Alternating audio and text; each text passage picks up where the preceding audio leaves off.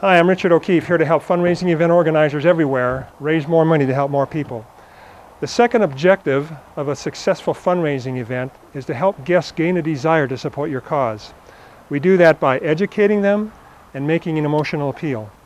In this episode, we're going to be talking about the emotional appeal. Bidders who feel strongly about your cause will often bid higher, even over retail value.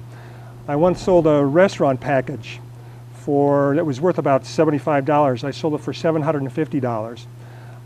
Another time I sold a bicycle worth $5,000. Are you ready for this? $29,000. It's because the people really wanted to support the cause. It's very important that you do an emotional appeal. It's what gets your guests in the mood to spend a lot of money during the live auction. An emotional appeal is a short speech or a short video presentation or PowerPoint slide presentation that talks about where the money is going to go, who it's going to help, why you need to raise it, what the world would be like if you didn't have this money, if you didn't raise these funds. There's a second thing that you also need to mention in your emotional appeal, and that is where the money went last time that we raised it. Listen carefully. Your fundraising event should not be about you. It should be about we, what we can achieve together to make the world a better place. Your donors don't want to feel like a bank from which you make withdrawals. They want to feel like they're partners with you, helping you to change lives and to make things better for other people. And you're going to give them the gift of knowing how their money was used and what effect it had, and you're going to do that in the emotional appeal. Also, I don't have to tell you that it's easier to keep your donors than it is to find new ones. And one of the things we're going to do to keep our donors is to keep them informed. And where's a good place to keep them informed? In the emotional appeal. See, you're getting good at this. If you choose a person to make your emotional speech, that person needs to be intimately familiar with your organization, passionate about your cause, and covered what we just talked about.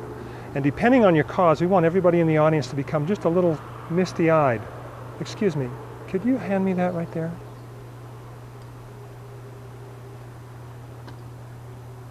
Thank you. Because when people get into that emotional state, they're more apt to spend money during the live auction. Also, you want to make sure that the person who is giving your emotional appeal, well, they need to have advance notice so they've got plenty of time to prepare. And they also need to have a time limit. So around 5 minutes is probably the time limit that you should give them. When should the emotional appeal be done? Just before the live auction begins. That way people will be in emotional state. And you know, I can remember there have been a couple of times when the emotional appeal was so emotional that it filled my eyes with tears. And when they said, here's our auctioneer, Richard O'Keefe, I came up on the stage and I couldn't see the crowd because my eyes were so full of tears. So that's what we want to have happen. We want to make your audience so involved and have such a connection with your organization that they really feel an emotional attachment to it. Okay, event planners. That's all for now.